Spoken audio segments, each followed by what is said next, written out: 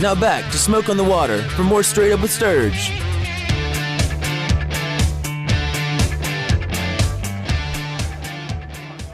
Welcome back in, 8:05, live here at Smoke on the Water for Straight Up with Sturge. Mark Sturgis, Price Atkinson, Ramona Ellison back at the station, holding us down, keeping us out of trouble. Now we're going to go back to the guest line. I'm looking forward to this one, Price.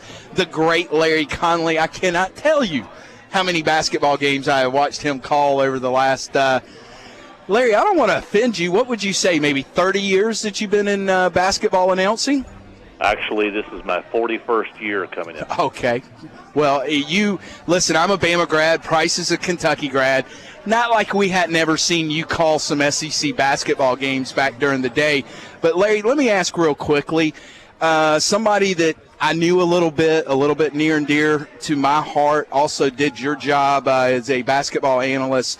Joe Dean Sr. passes away the other day. Anything that really caught your attention about the career of Joe Dean Sr.? Well, a lot of things. You and your audience is probably not aware, but Joe at one time, before he became the athletic director at LSU, was also in the corporate world working for the Converse Rubber Company, which made athletic footwear. No one wears them anymore except people on the street. I see them by the millions. But right. I actually worked for Joe at Converse for about 10 years. So I knew him intimately, knew everything about him, as much as you can know about a person that you work for. And I cannot tell you what an influence he was on me. I mean, not just with broadcasting, because I kind of slid into his seat after he decided he wanted to become athletic director. And I started doing the games in the Southeastern Conference on a regular basis. Tom Hammond and I did them for years and years. But I cannot tell you what a loss it is for the college basketball world, because he was Southeastern Conference basketball, and before ever became a household name in this country in college basketball, Joe Dean was the guy that everybody knew in basketball, particularly in the South. Yeah, I hope there's a little string music in heaven for Joe Dean Sr.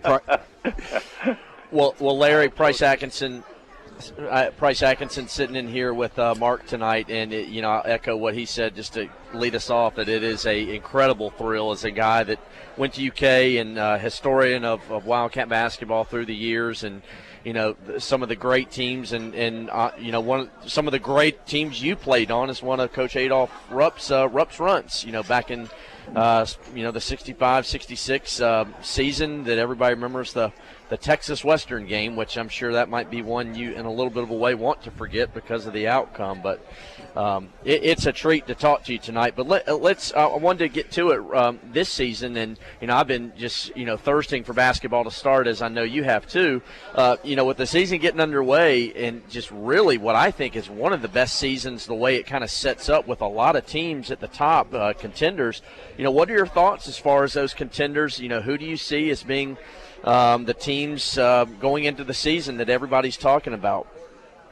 Well, I think the ones that they've got up there right now, at least the top 7 or 8, are the ones that should be there based upon a couple of factors. One is the experience, the number of quality players coming back. And then also, I think perhaps this might be as good a freshman class at the time as I have seen probably in the last 20 years. Now, I'm just talking about maybe 8 or 10 freshmen around the country, but those 8 or 10 have a real chance of being drafted at least in the top 15 in the NBA draft this coming spring if they decide to come out. I just think it's a very, very talented group. We had a chance to see some of them, in fact, at the Champions Classic this past week. Wiggins with Kansas, and, of course, Jabari Parker with Duke, and Julius Randle with Kentucky. All 3 of those guys are just terrific basketball players. Yeah, speaking of the Champions Classic last week, I mean, like you said, I think the three things that people are talking about coming out of that just incredible, in what I think probably the best doubleheader single night of basketball. And when I say doubleheader, we're talking in one night in the same arena, that's not a tournament postseason, but, just an outstanding array of basketball and talent that was on that floor, Larry, and everybody's talking about Andrew Wiggins, Jabari Parker, and Julius Randle, like you talked about. But what coming out of those 2 games with those 4 teams, what did you learn about Kansas, Kentucky, Duke in Michigan State after that after last Tuesday night. What did you take away from it besides just how just really great those three freshmen are?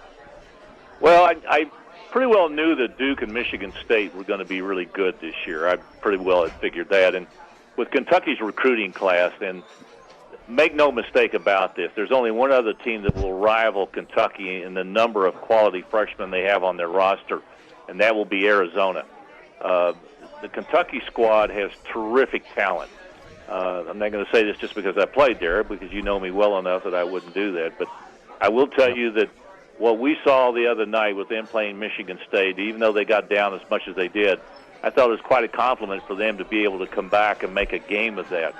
You know, and the other thing is to play Michigan State, whom I happen to think is the best team in the country at this moment, for them to turn the ball over 17 times and only make 20 of 36 free throws and only lose by 4 is remarkable.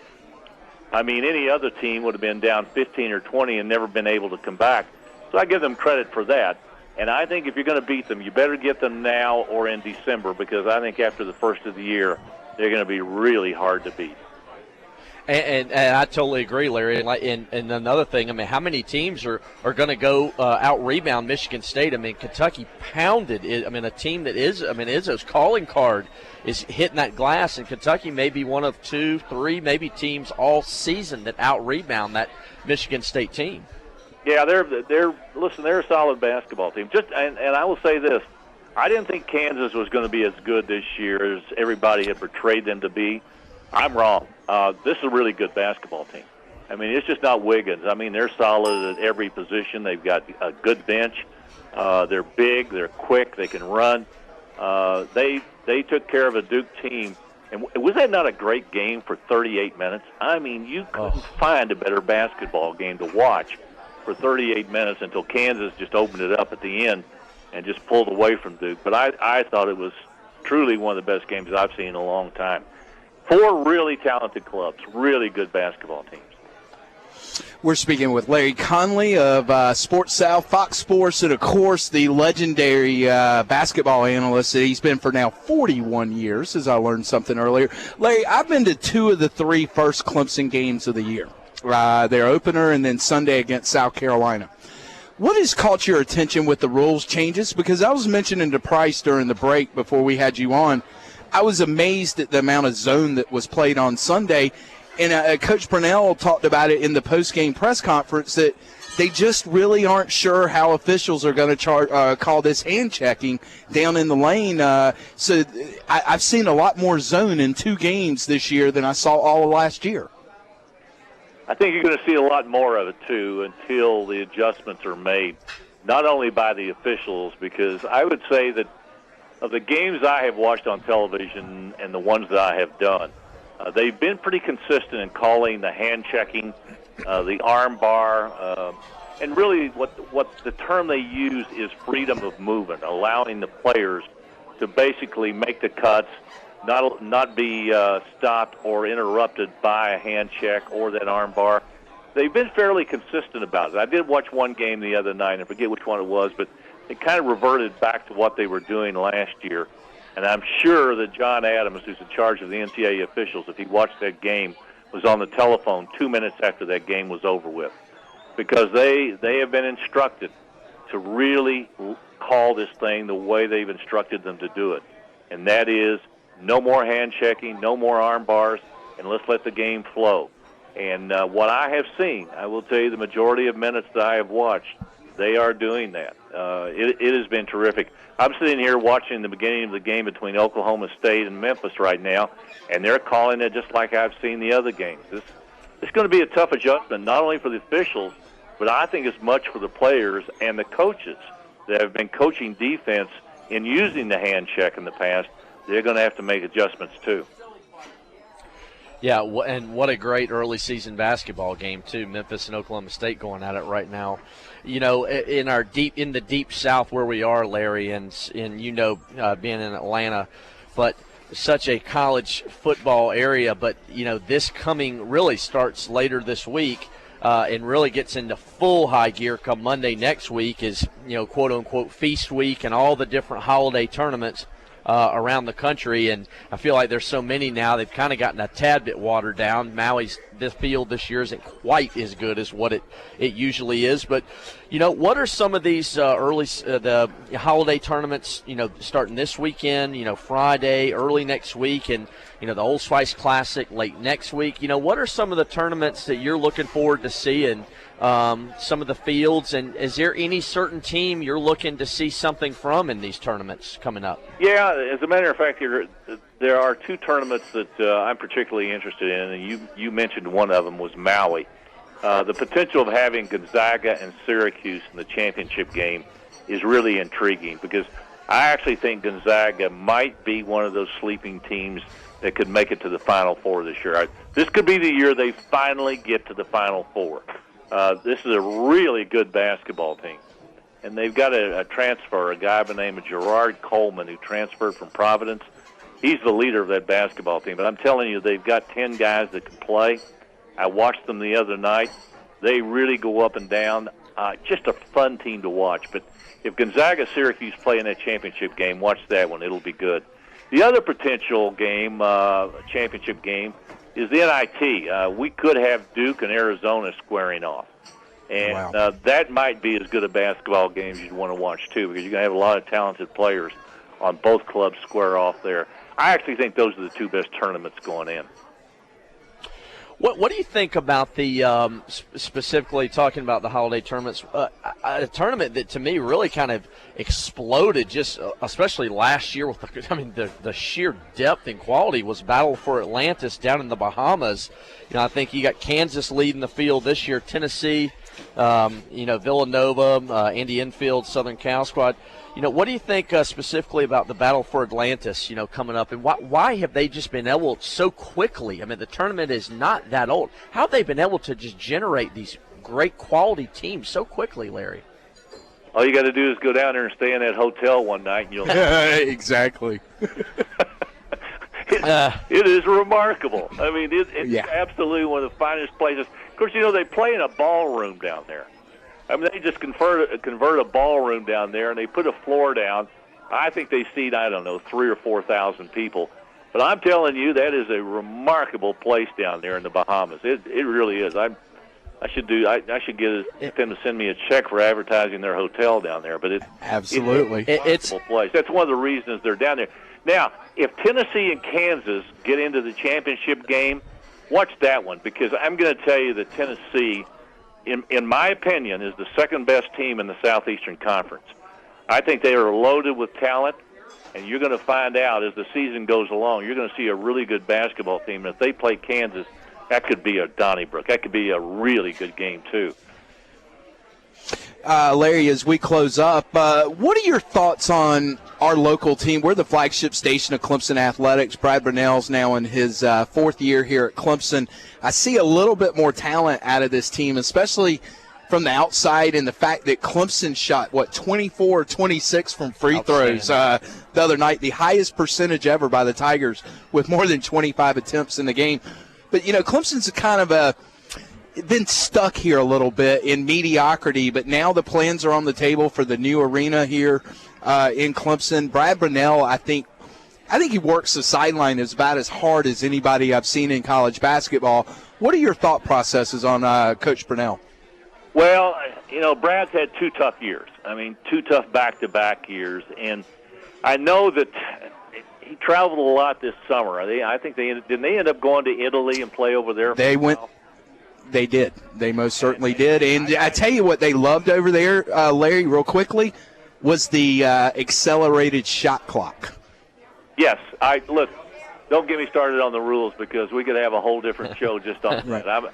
I'm very much in favor of the 30-second clock, and let's take the counting by the officials out of their hands. Don't do that anymore. Just put a 30-second clock up there and let's let it go.